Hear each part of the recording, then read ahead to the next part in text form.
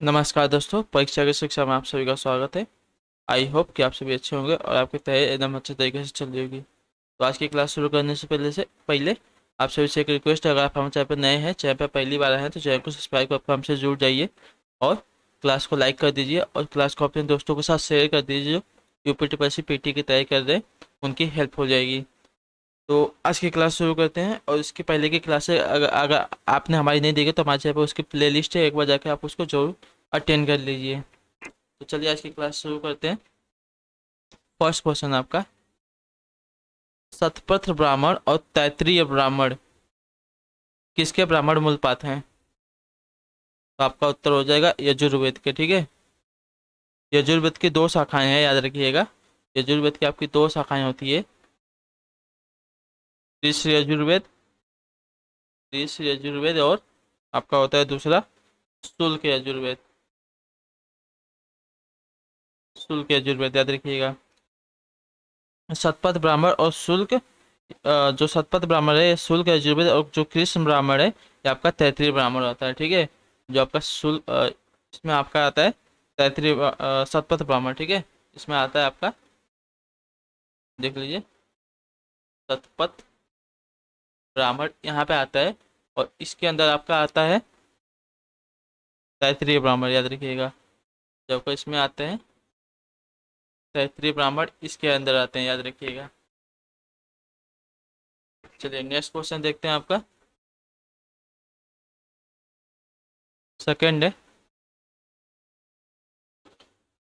बक्सर के युद्ध के बाद ईस्ट इंडिया कंपनी मुगल सम्राट को प्रति वर्ष कितने का भुगतान करने के लिए सहमत हुई थी? कितने रुपए का भुगतान करने के लिए सहमत हुई थी? तो आपका ऑप्शन हो जाएगा 26 लाख। ठीक है, जो ऑप्शन बी दिएगा आपका राइट आंसर। बक्सर युद्ध की समाप्ति के बाद क्लाइव ने मुगल सम्राट शाह आलम द्वितीय तथा अवध के नवाब शुजा उद्दौला के साथ इलाहाबाद की संधि की, जिसकी प्रथम संधि के अनुसार कंपनी को मुगल सम्राट के बंगाल, बिहार तथा उड़ीसा की दीवानी प्राप्त हुई। कंपनी ने अवध के नवाब से कड़ा और इलाहाबाद जिले लेकर सम्राट आलम द्वितीय को दिए। ठीक है, कंपनी ने मुगल सम्राट को 26 लाख रुपए की वार्षिक पेंशन देने का स्वीकार भी किया था, याद रखिएगा। चलिए नेक्स्ट क्वेश्चन देखते हैं। तीसरा क्वेश्चन दिया गया, 1857 के विद्रोह में सिपाहियों को किस कंपनी द्वारा बनाए गए कारतूसों पर आपत्ति थी? तो आपका उत्तर हो जाएगा एनफील्ड। ठीक है, सही उत्तर होगा एनफील्ड। ठीक है, 1857 के सिपाही विद्रोह में सिपाहियों को एनफील्ड कंपनी द्वारा बनाए गए कारतूसों के उपयोग पर आपत्ति थी, जिसका कारण गाय व सुअर की चर्बी वाले कारतूसों के साथ एनफील्ड राइफलों को लादना था, जिससे हिंदू व मुसलमान दोनों को धर्म भ्रष्ट होने का भय था, याद रखिएगा। चलिए नेक्स्ट है अभी आपका फोर नंबर है, 1815 में राजा राम मोहन राय द्वारा स्थापित किस संगठन में महिलाओं के खिलाफ नकारात्मक परंपराओं, पूर्वाग्रहों तथा प्रथाओं को हटाने का प्रयास किया गया?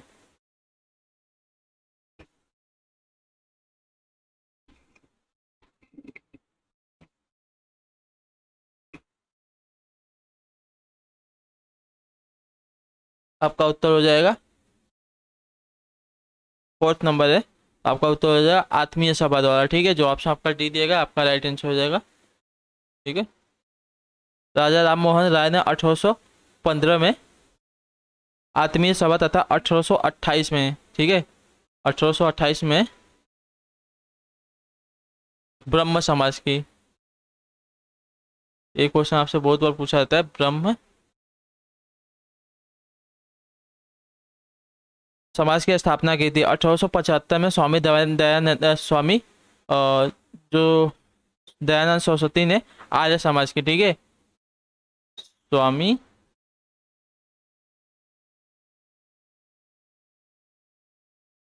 दयानंद सरस्वती, ठीक है, स्वामी दयानंद सरस्वती ने किसकी? तो आर्य समाज की स्थापना की थी। कब? तो 1875 में, याद रखिएगा, 1875 ईस्वी में। तथा वर्ष 1915 में न्यूयॉर्क में प्रिंटिंग प्रिंटिंग कर सोसाइटी की स्थापना की गई थी, याद रखिएगा। कब? तो 1875 सॉरी 1915 में। चलिए नेक्स्ट क्वेश्चन देखते हैं।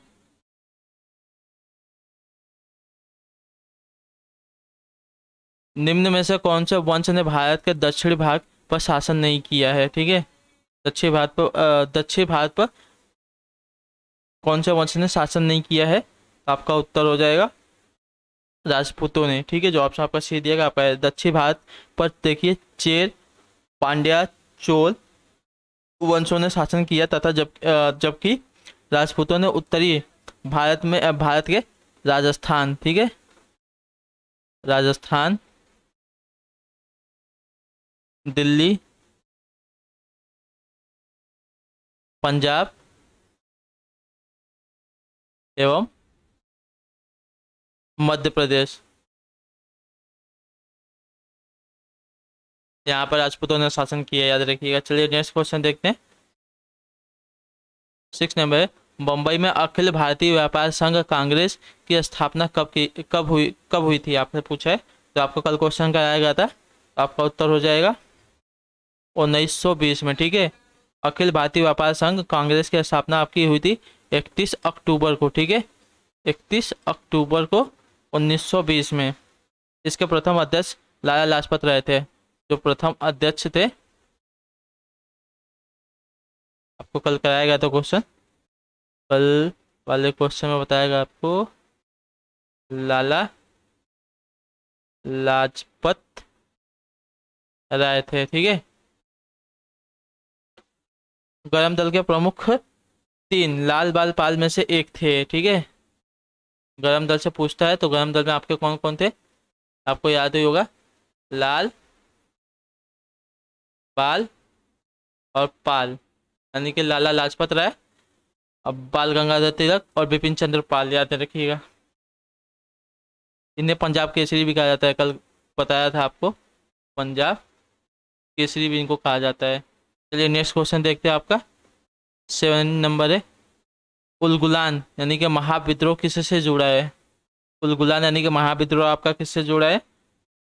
तो बिरसा मुंडा से। ठीक है, जो ऑप्शन आपका डी दिएगा आपका 1766 के पहाड़ी विद्रोह से लेकर 1857 के गदर के बाद भी आदिवासी संघर्ष परत रहे। सन 1894 से 1900 तक बिरसा मुंडा का महाविद्रोह यानी कि उलगुलान चला। याद रखिएगा, आदिवासियों को लगातार जल, जंगल, जमीन और उनके प्राकृतिक संसाधनों में बदलाव किया जाता रहा और वे इसके खिलाफ आवाज उठाते रहे। याद रखिएगा, उसी को बिरसा मुंडा कहा जाता है।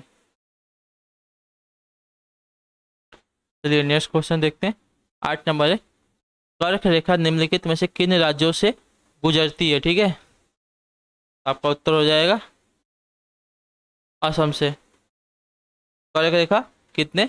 तो जो कर्क रेखा है हमारे 8 राज्यों से होकर गुजरती है, 8 राज्यों से। ठीक है, कौन कौन से वो राज्य हैं आपको कराया गया है, फिर भी लिख दूं। गुजरात से, राजस्थान से,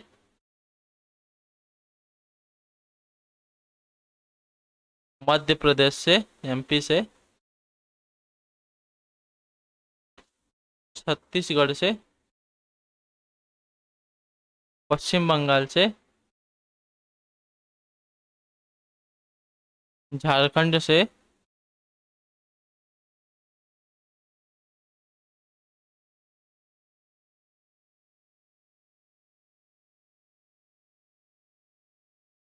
त्रिपुरा से,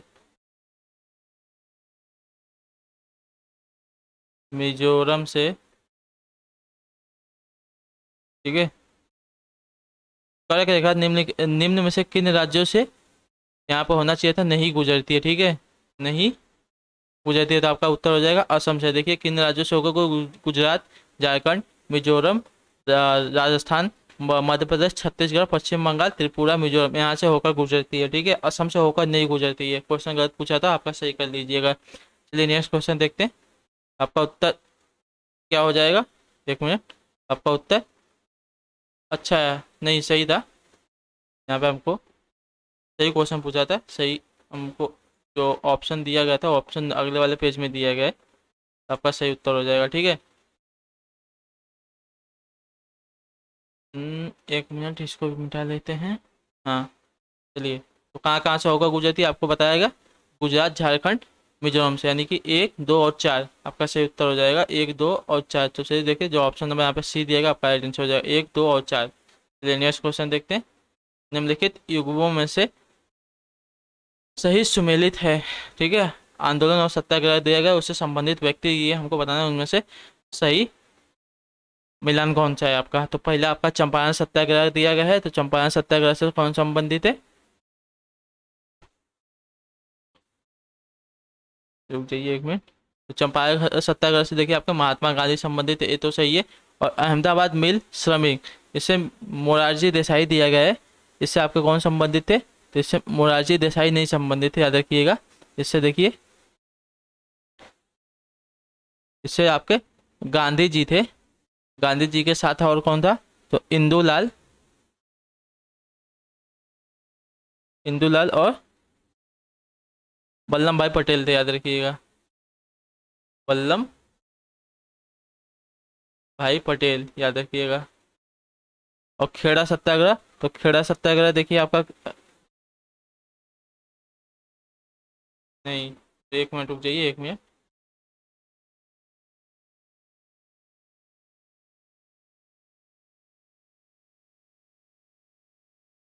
ठीक है, चलिए। जो आपका खेड़ा सत्याग्रह, इससे वल्लभ भाई पटेल और आपके जो इंदुलाल थे ये, और इसमें गांधी जी भी थे, याद रखिएगा। तो आपका जो पहला और तीसरा गठन दिया गया है आपका सही हो जाएगा, सही मिलान हो जाएगा। तो देख लीजिए, जो ऑप्शन आपका यहाँ पे सी दिया गया है 1 और 3 आपका राइट आंसर हो जाएगा। ठीक है, चलिए नेक्स्ट क्वेश्चन देखते हैं आपका। ये आंदोलन की बात करें तो ये आपसे पूछा जाता है कब कब हुआ। तो देखिए, चंपारण जो सत्याग्रह था ये हुआ था 1917 में, और जो आपका खेड़ा वाला हुआ था ये हुआ था आपका 1918 में। चलिए नेक्स्ट क्वेश्चन देखते हैं अभी। 10 नंबर है। 31 दिसंबर 1600 को किसने एक रॉयल चार्टर चार्टर जारी कर ब्रिटिश ईस्ट इंडिया कंपनी को पूर्वी देशों के साथ व्यापार करने का एक छत्र अधिकार दिया। तो रानी एलिजाबेथ ने, ठीक है, एलिजाबेथ ने। जो ऑप्शन आपका यहाँ पे ये दिएगा आपका राइट आंसर हो जाएगा। चलिए नेक्स्ट क्वेश्चन देखते हैं। अक्षांश का एक वृत्त जो पृथ्वी के भूमध्य रेखीय सतह से 12 डिग्री दक्षिण में है वह क्या कहलाता है।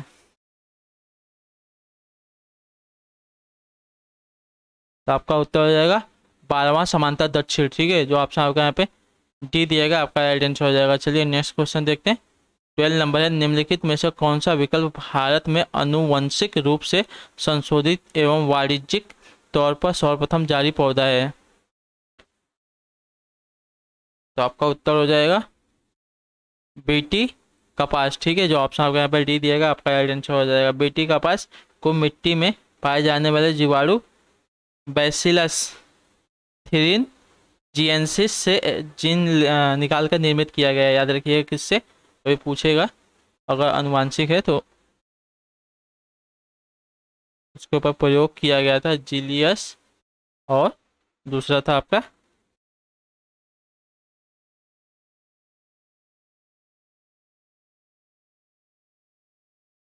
टोरिन जिएंसिस। ठीक है, इन जीवाणुओं के जीन निकालकर निर्मित किया गया था, इसको याद रखिएगा। चलिए नेक्स्ट क्वेश्चन देखते हैं अभी। 13 नंबर है। निम्नलिखित में से कौन सी नदी खंभात की खाड़ी में नहीं मिलती। ठीक है, खंभात की खाड़ी में आपकी कौन सी नदी है जो नहीं मिलती। तो आपका उत्तर हो जाएगा कोयना नदी। ठीक है, जो ऑप्शन आपका सी दिएगा आपका राइट आंसर हो जाएगा। और माही नदी की बात करें तो आपकी कर्क रेखा को 2 बार काटती है। ठीक है, कर्क रेखा को 2 बार काटती है। ठीक है, इसके अलावा जो ताप्ती है, अब साबरमती है और नर्मदा दी, ताप्ती और साबरमती और नर्मदा नदी ये है, यहाँ पे लिख दूँ नर्मदा, ये सभी जाके खंभात की खाड़ी में मिलने वाली नदियाँ है। कोयना नदी पश्चिमी घाट में महाबलेश्वर से निकलती है और जाकर कृष्णा नदी में मिल जाती है। ठीक है, याद रखिएगा। चलिए नेक्स्ट क्वेश्चन देखते हैं। 14 नंबर है, मेघालय पठार की सबसे ऊंची चोटी कौन सी है? तो मेघालय पठार की सबसे ऊंची चोटी आपसे पूछा है तो शिलांग चोटी, ठीक है। जो ऑप्शन आपका यहाँ पे डी दिया गया आपका राइट आंसर हो जाएगा।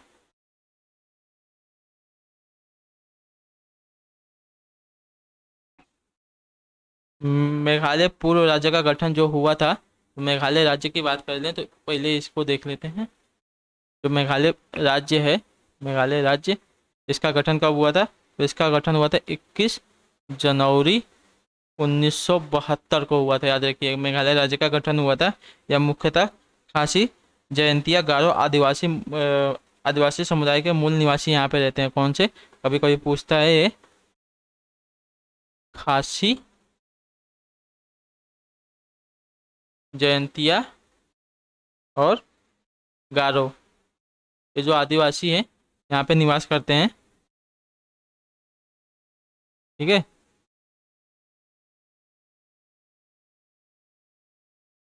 मेघालय पठार की सबसे ऊंची चोटी तो आपको पता है शिलोंग है, जिसकी कुल ऊंचाई कितनी है? तो 1966 मीटर, याद रखिएगा। चलिए नेक्स्ट क्वेश्चन देखते हैं अभी आपका क्या पूछा गया है। 15 नंबर है, भूटिया जनजाति जो अपनी पारंपरिक भव्यता, कला और पाक शैली के लिए व्यापक रूप से जानी जाती है, किस राज्य में पाई जाती है?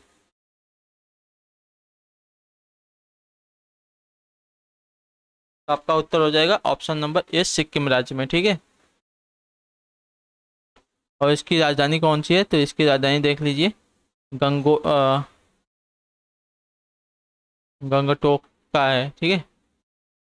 गंगटोका।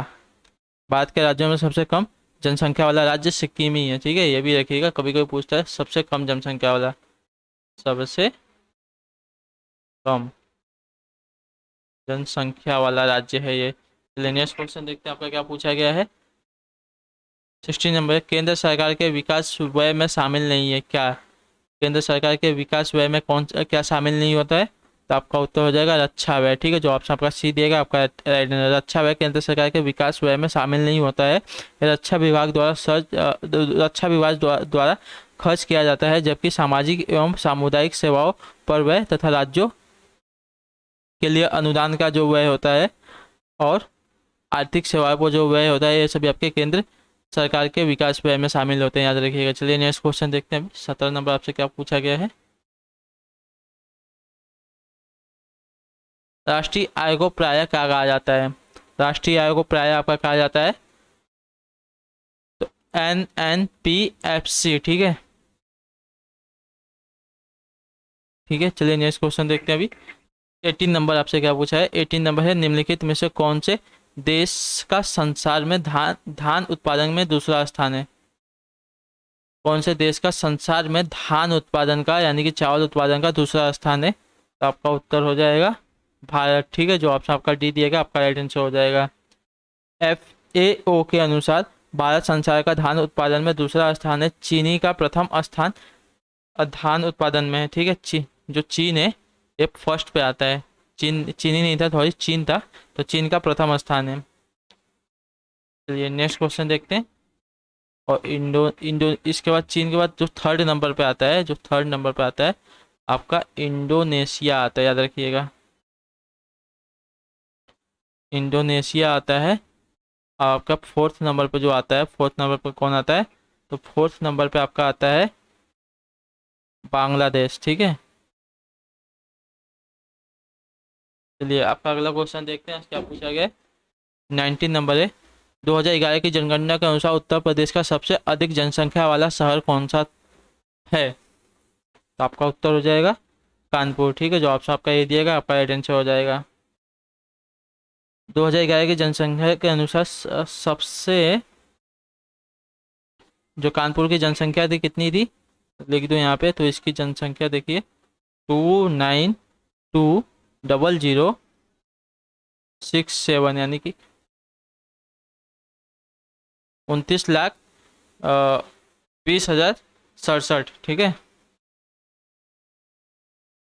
और सबसे जो कि सबसे अधिक जनसंख्या वाला आपका शहर था, और सबसे अधिक जबकि दूसरे नंबर पर आपका लखनऊ था, ठीक है। सेकेंड नंबर पर आपका लखनऊ था। इसकी जनसंख्या कितनी थी? तो 2901,474, ठीक है। यानी कि 29,01,474 थी इसकी जनसंख्या। चलिए नेक्स्ट क्वेश्चन देखते हैं। 20 नंबर है, NREGP का पूर्ण रूप क्या है? NREGP का पूर्ण रूप क्या है? तो राष्ट्रीय ग्रामीण रोजगार गारंटी कार्यक्रम, ठीक है। जो ऑप्शन आपका सी दिया गया आपका राइट आंसर हो जाएगा। यह मानव इतिहास का सबसे बड़ा रोजगार कार्यक्रम है, याद रखिएगा। इसकी शुरुआत आपकी कब हुई थी पूछता है आपसे, तो देख लीजिए 2 फरवरी 2006 को इसकी शुरुआत हुई थी। चलिए नेक्स्ट क्वेश्चन देखते हैं अभी। 21 है, भारतीय संविधान का कौन सा अनुच्छेद कानून के समक्ष समानता प्रदान करता है? ठीक है, तो आपका उत्तर हो जाएगा बी, अनुच्छेद नंबर 14, ठीक है। मौलिक अधिकारों में जो आता है वही है आपका मौलिक अधिकारों का संयुक्त राष्ट्र अमेरिका के संविधान से लिया गया है। इसका वर्णन संविधान के भाग 3 में अनुच्छेद 12 से 35 तक है, याद रखिएगा। चलिए नेक्स्ट क्वेश्चन देखते हैं।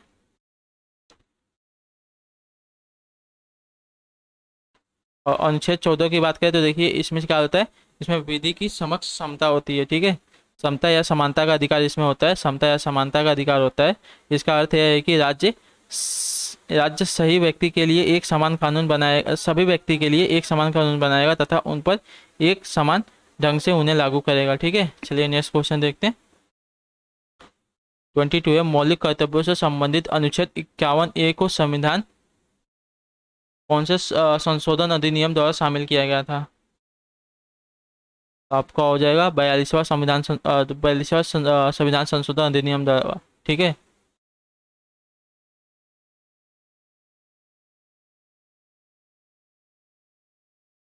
चलिए नेक्स्ट क्वेश्चन देखते हैं। 23 नंबर है, पंचायती राज व्यवस्था के तहत ग्राम सभा के सदस्य कौन है? ठीक है, तो इसका उत्तर हो जाएगा ग्राम पंचायत पंचायत क्षेत्र में मतदाता के रूप में पंजीकृत सभी वयस्क सदस्य जो होते हैं आपके ग्राम सभा के सदस्य होते हैं, याद रखिएगा। चलिए नेक्स्ट क्वेश्चन देखते हैं अभी।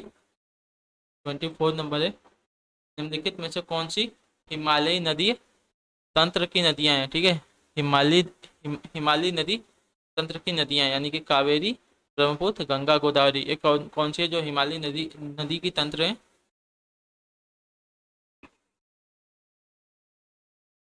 तो जो गंगा नदी है आपका राइट आंसर हो जाएगा, ठीक है। हिमालयी नदी तंत्र को 3 प्रमुख तंत्र में विभाजित किया गया है। पहला सिंधु नदी तंत्र, दूसरा गंगा नदी तंत्र और तीसरा है ब्रह्मपुत्र नदी तंत्र, याद रखिएगा। तो गंगा जो नदी है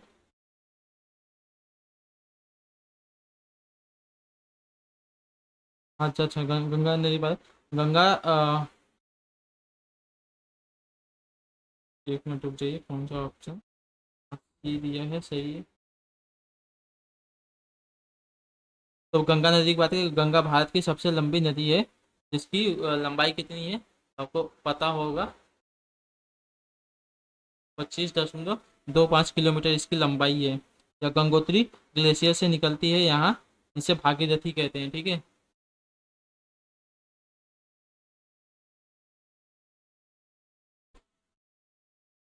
और ये और इसकी बात करें ब्रह्मपुत्र नदी देखिए जो ब्रह्मपुत्र नदी है ये चेंग युंग डुंग हिमानी से निकलती है। यह अरुणाचल प्रदेश से होकर भारत में प्रवेश करती है। अरुणाचल प्रदेश में से दिहांग नदी कहते हैं, याद रखिएगा। और कावेरी की बात करें तो कावेरी देखिए यह दक्षिण भारत की गंगा के नाम से जानी जाती है। यह कर्नाटक के ब्रह्मगिरी पहाड़ से निकलती है। और जो आपकी गोदावरी नदी दी गई है, गोदावरी नदी यह नासिक जिले से त्र्यंबकेश्वर पहाड़ी से निकलती है। इसे ब्रह्म गंगा के नाम से भी जाना जाता है। यह प्रायद्वीपीय भारत की सबसे लंबी नदी है, याद रखिएगा। चलिए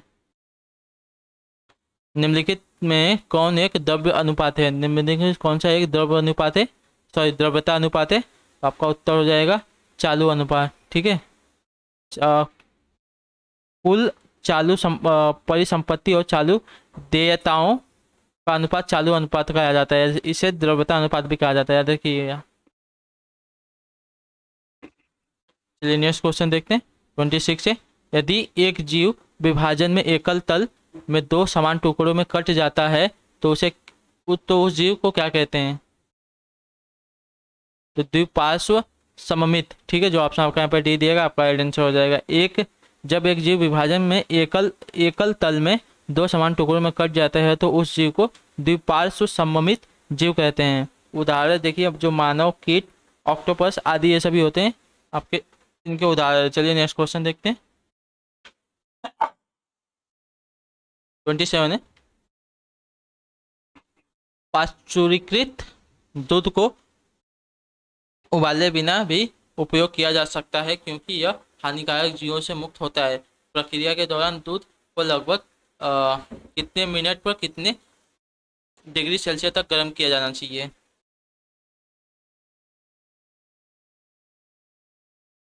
आपका उत्तर हो जाएगा 15 से 20 सेकंड के लिए 70 डिग्री सेल्सियस पर, ठीक है। चलिए नेक्स्ट क्वेश्चन देखते हैं। जो पाश्चुरी कर विधि में दूध को 70 डिग्री तक 15 से 20 सेकेंड के लिए उबाला जा सकता है। इस प्रक्रिया में उपस्थित सभी जीवाणु मर जाते हैं। ऐसे दूध को बिना उबाले भी उपयोग किया जा सकता है। चलिए नेक्स्ट क्वेश्चन देखते हैं 28 है। निम्नलिखित में से कौन सा एक अग्निशामक का सही उदाहरण है? आपका उत्तर हो जाएगा CO2, ठीक है, carbon dioxide. Carbon dioxide gas अग्नि का समर्थन नहीं करता तथा हवा से भरी होती है सिर्फ। अतः जब इसे किसी ज्वाला पर फुहारित किया जाता है तो यह गैस उस ज्वाला के आसपास का स्थान घेरकर ऑक्सीजन की आपूर्ति रोक देता है तथा इस प्रकार से वह अग्निशमन करते हैं, ठीक है। चलिए नेक्स्ट क्वेश्चन देखते हैं। निम्नलिखित में से कौन सा एक भौतिक परिवर्तन है? तो आपका उत्तर हो जाएगा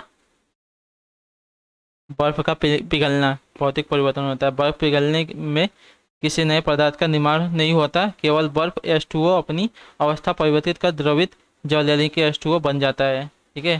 तो ये आपका एक भौतिक परिवर्तन होता है। चलिए नेक्स्ट क्वेश्चन देखते हैं। निम्नलिखित में से कौन सा एक शोर के लिए उदाहरण नहीं है? ठीक है, तो शोर के लिए उदाहरण आपका कौन सा नहीं हो जाएगा?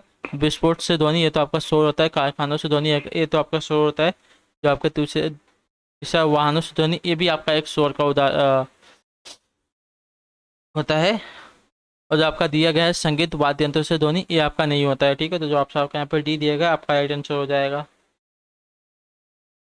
तो इसी के साथ जो आपकी आज की क्लास है कंप्लीट होती है। आई होप कि आपको क्लास अच्छी लगी। आपका कोई भी डाउट हो, कोई भी क्वेश्चन हो, हमें कमेंट करके पूछ सकते हैं। हमारे चैनल पर आपकी अगली क्लास में, तब तक के लिए टाटा बाय बाय, जय हिंद, जय भारत। आप सभी का शुक्रिया क्लास से जुड़ने के लिए।